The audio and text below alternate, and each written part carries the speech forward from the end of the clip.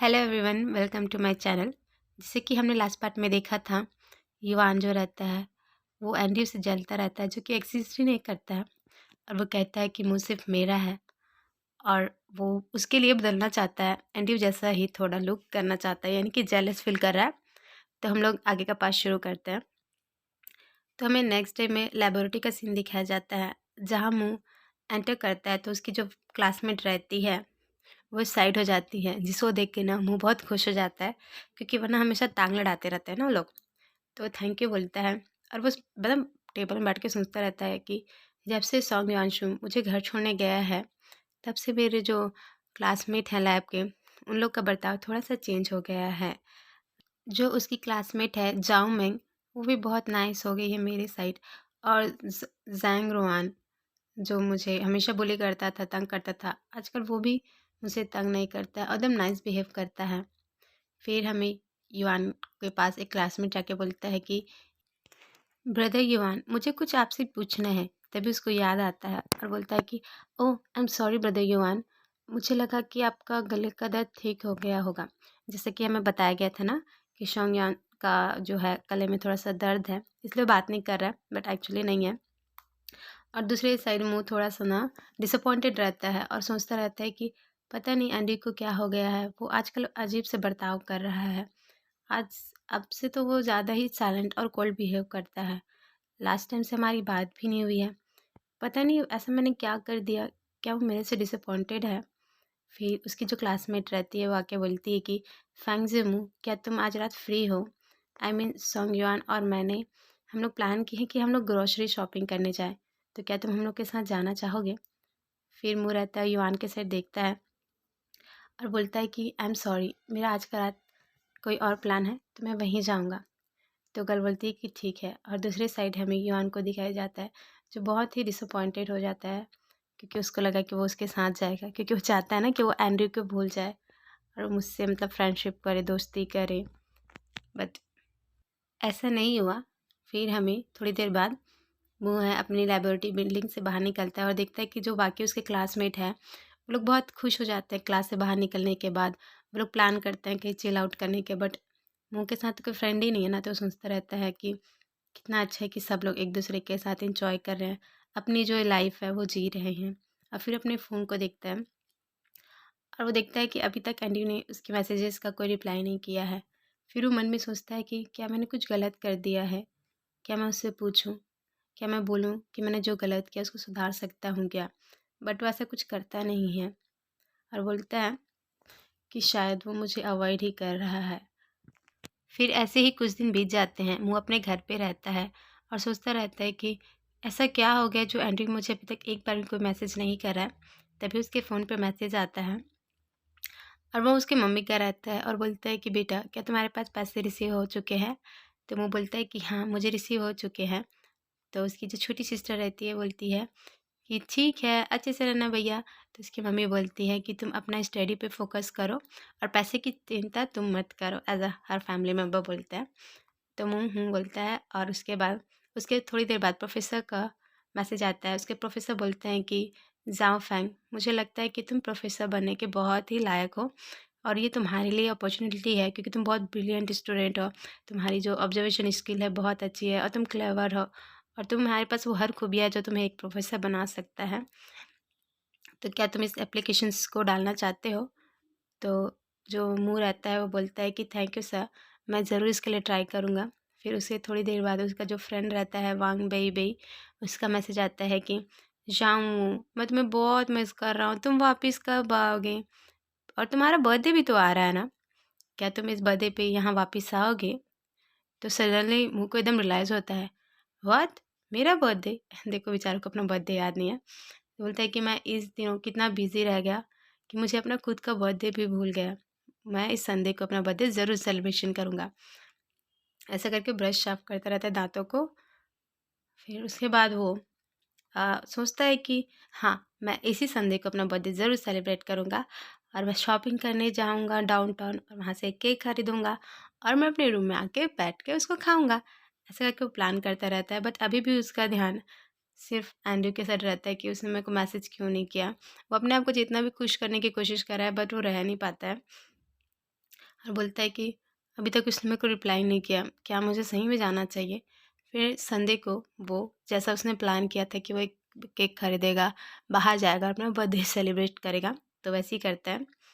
तो जिस दिन उसका बर्थडे रहता है संडे को, उसको बहुत सारे विशेस आते हैं उसकी मम्मी के साइड से, उसकी सिस्टर के साइड से कि wish you very happy birthday brother, I miss you, आप कब जल्दी आना घर, आप कब आओगे, ऐसा करके वो बोलते रहते हैं। उसका जो फ्रेंड रहता है वो भी उनको विश करते हैं कि हैप्पी बर्थडे ब्रो, तुम अच्छे से एंजॉय करना अपना डे। उसके सभी क्लासमेट रहते हैं, जो ओल्ड क्लासमेट रहता है, वो लोग सभी उसको बर्थडे विश करते हैं। और फिर भी हमारा मुँह खुश नहीं रहता, बोलता है कि इतने सारे लोग मुझे विश कर रहे हैं बट मैं पता नहीं क्यों अनहैप्पी हूँ। और फिर वो मार्केट में चला जाता है और वहाँ से वो एक केक बाय करता है और उसको अपने क्या बोलना चाहिए, अपने घर लेके आता है। और फिर भी वो अपने फ़ोन को देखता रहता है कि अभी तक नहीं उसने मुझे मैसेज नहीं किया है। फिर भी अब चलो ले तो आया है केक।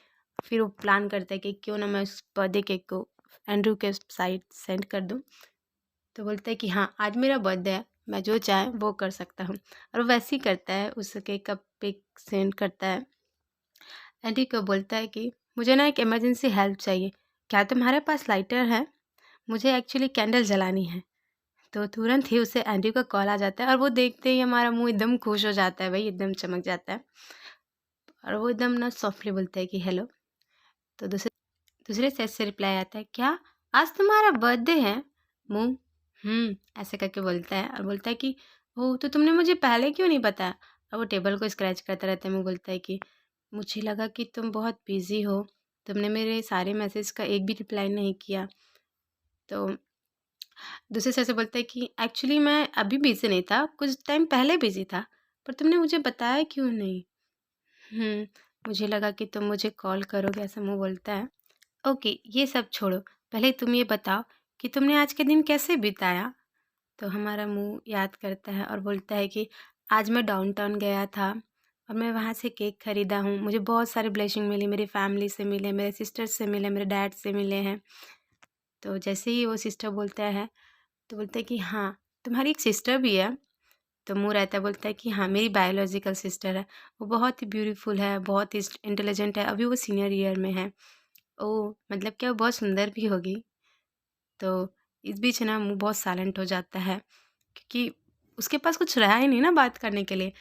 तो उस दूसरे साइड से बोलते हैं कि हैप्पी बर्थडे जामू।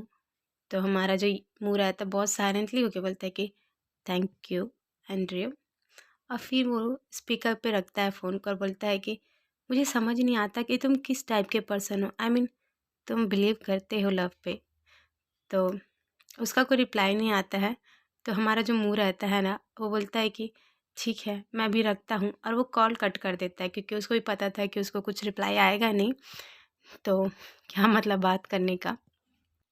उसके बाद वो कैंडल को ब्लो करता है और केक को खाने वाला रहता है, तभी उसको एक मैसेज मिलता है कि हेलो, मैं सॉन्ग युआंशु हूँ।